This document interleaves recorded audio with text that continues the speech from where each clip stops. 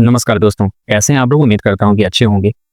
आगरा के सिकंदरा क्षेत्र में रेनकता के पास आ, मांगरोल गुजर का जंगल है। लगभग 6 किलोमीटर के दायरे में फैला हुआ है। क्योंकि यह यमुना के किनारे पर है और अक्सर वहां जंगली जानवर घूमते रहते हैं। और इस सन्नाटे में, रात के अंधेरे में, सर्द रात में जंगली जानवरों के खतरे के बीच कांटेदार झाड़ हो और घायल अवस्था में पड़ी 14 साल की नीलम को जब हल्का सा होश आता है, उस समय चारों तरफ घना अंधेरा छाया हुआ था। नीलम दर्द से कराह रही थी। उसके शरीर के हर हिस्से में दर्द हो रहा था। वह रात भर तड़पती रही, लेकिन उसके साथ की गई हैवानियत के बावजूद भी वह अपनी टूटी हुई सांसों को संजोते हुए, प्यास के कारण उसका गला सूख रहा था और जो घाव उसके जिस्म पर लगे थे उससे खून रिस रहा था। और इस हालत में भी नीलम ने हिम्मत नहीं हारी। उसने जख्मों से चूर शरीर को थोड़ा हिम्मत करके हिलाने की कोशिश की तो उसके शरीर में कांटे चुभने लगे और वह असहनीय दर्द को सहते हुए उस कांटों के बिस्तर पर पड़ी रही और सुबह होने का इंतजार करती रही। वह जिंदगी और मौत के संघर्ष के बीच सुबह का इंतजार करने लगी। जब सूरज की रोशनी दिखाई दी और उसके जिस्म पर थोड़ी धूप लगने के बाद उसके अंदर इतनी हिम्मत तो आ गई थी कि वह वहां से रेंगते हुए 100 मीटर दूर घिसटते हुए मेन रोड के पास पहुंच गई। लेकिन नीलम इस जंगल में कैसे पहुंची थी और यह घटना कैसे घटी, जानने के लिए हमारे साथ आखिर तक बने रहिएगा। इस वीडियो में आगे बढ़ने से पहले हमारे चैनल को सब्सक्राइब कर लीजिएगा, वीडियो को लाइक कर दीजिएगा, चैनल को जितना हो सके शेयर करिएगा, ताकि ऐसी दिल दहला देने वाली घटनाओं से हम आपको रूबरू हमेशा कराते रहें। दरअसल गांव देहात में होली का पर्व कई दिनों तक बड़े ही चाव के साथ और बड़े ही हर्षोल्लास के साथ मनाया जाता है। उस दिन भी 9 मार्च 2023 को आगरा जिले में थाना सिकंदरा के मांगरोल गुजर निवासी 14 साल की नीलम उस गांव में रहती थी।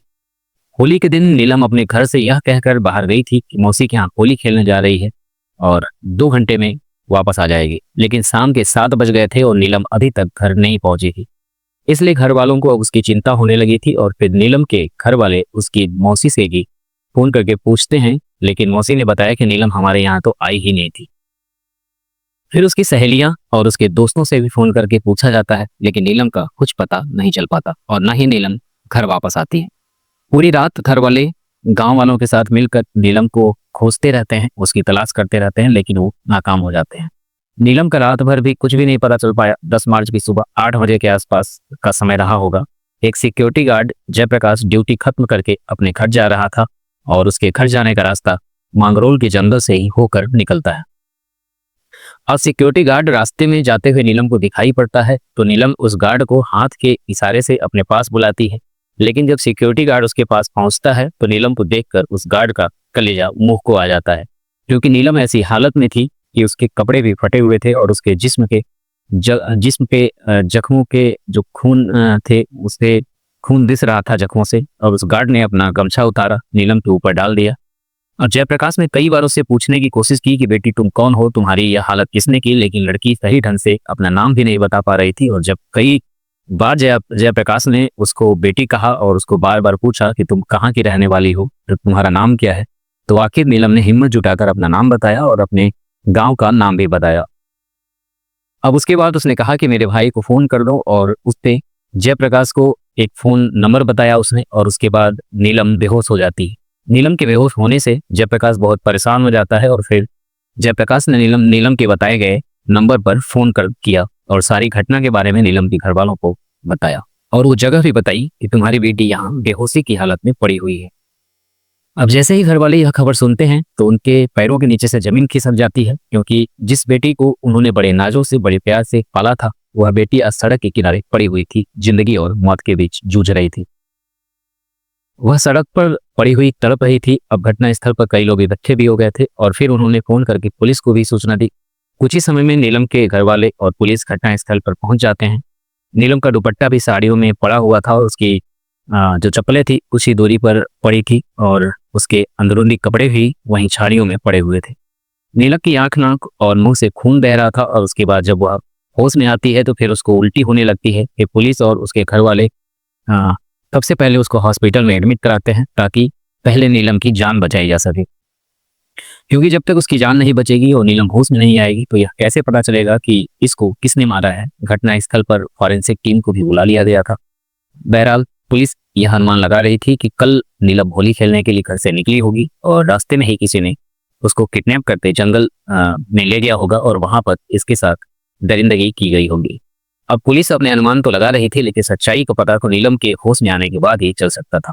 और उधर आरोपी इस वारदात को अंजाम देने के बाद नीलम को मरा हुआ समझकर झाड़ियों में डालकर फरार हो गए थे। अब लेकिन उसकी सांसें चल रही थी और वह रात भर जंगल में पड़ी रही। नीलम के पिता ने थाने में इस घटना की रिपोर्ट दर्ज कराई और तब तक नीलम को भी होश आ गया था और पुलिस उनसे बातें करती है, क्योंकि पुलिस उसके बयान के आधार पर ही जांच को आगे बढ़ाना चाहती थी। लेकिन नीलम का गला सूज रहा था, इसलिए वह ढंग से बोल नहीं पा रही थी। फिर भी किसी तरह हिम्मत जुटाकर उसने बताया कि कल दोपहर को वह अपनी मौसी के यहाँ जा रही थी और जब वह मौसी के यहाँ जाने के लिए घर से निकली थी तो रास्ते में एक बाइक सवार लड़का मिलता है। वह कहता है कि कहाँ जा रही हो? मैंने कहा कि मैं मौसी के यहाँ जा रही हूँ, तो बाइक सवार कहता है कि मैं भी उधर ही जा रहा हूँ और तुम बाइक पर बैठ जाओ, मैं तुम्हें तुम्हारी मौसी के घर छोड़ दूंगा। नीलम उसकी बाइक पर बैठ जाती है, लेकिन वह बाइक सवार लड़का नीलम को लेकर जंगल की ओर निकल जाता है और जंगल में जाकर नीलम से कहता है कि मुझे टॉयलेट के लिए जाना है और उसके बाद यहाँ से उसके बाद हम चलेंगे। जब तक मैं आता हूँ तब तक तुम थोड़ा पानी पी लो। और जैसे ही नीलम ने पानी पिया उसके बाद में कुछ ऐसा होने लगा कि उसे पता ही नहीं कि उसके साथ क्या हुआ।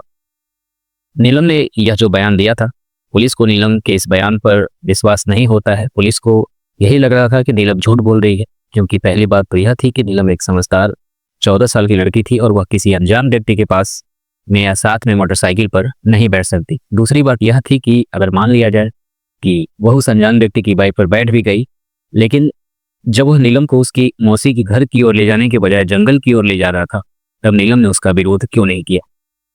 अब वो शोर क्यों नहीं मचाएगा? अब इसलिए पुलिस को नीलम के इस बयान से लग रहा था कि नीलम झूठ बोल रही, लेकिन पुलिस को लगा कि शायद वो बेहोशी की हालत में ऐसा कह रही हो। नीलम की मां ने रोते हुए कहा कि उसकी बेटी के साथ जिसने भी यह दरिंदगी की है उसे फांसी की सजा होनी चाहिए और उसकी बेटी गांव में ही होली खेलने निकली थी और गांव से ही उसका अपहरण भी किया गया था। अब नीलम की मां ने कहा कि यह बात तो बेटी को पूरी तरह होश में आने के बाद ही पता चलेगी कि वह कितने लोग थे जिन्होंने इसके साथ यह दरिंदगी की है। लेकिन नीलम ने केवल इतना ही बताया था कि उसको किसी ने पानी पिलाकर नशीला पदार्थ पिलाया था पानी के जरिए और वह बेहोश हो गई थी। अब लेकिन अभी तक इस घटना की सच्चाई पूरी तरीके सामने नहीं आई थी और जब महिला पुलिस द्वारा नीलम को विश्वास में लेकर उससे पूछा गया कि बेटा घबराने की कोई बात नहीं है और ना ही किसी से डरने की कोई बात है, तुम हमें सच बता दो कि तुम्हारे साथ उस दिन क्या हुआ था, तभी हम उन दरिंदों तक पहुंच पाएंगे और तभी हम उनको पकड़कर कटघरे में लाएंगे। नीलम थोड़ा हिम्मत जुटाती है और सब कुछ बताना शुरू करती है।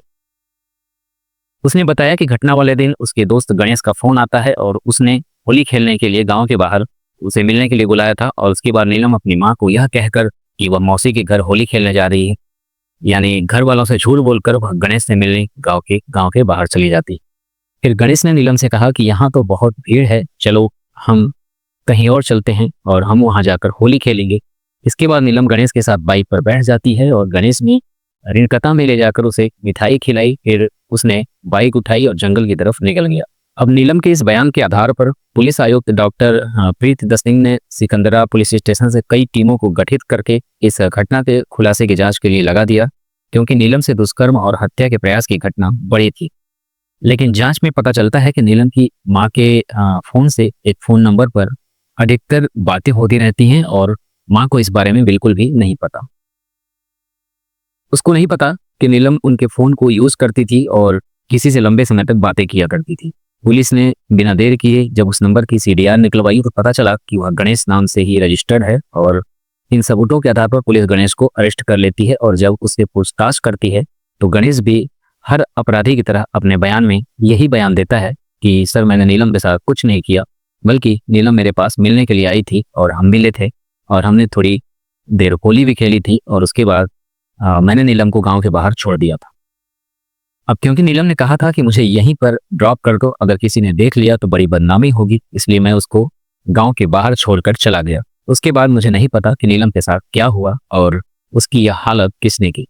लेकिन जब पुलिस गणेश के नंबर की डिटेल्स निकलवाती है तो पता चलता है कि घटना वाले दिन गणेश की लोकेशन रेणुकता में थी और नीलम के गांव में भी थी, यानी गणेश की सारी लोकेशन नीलम के साथ साथ पाई गई थी।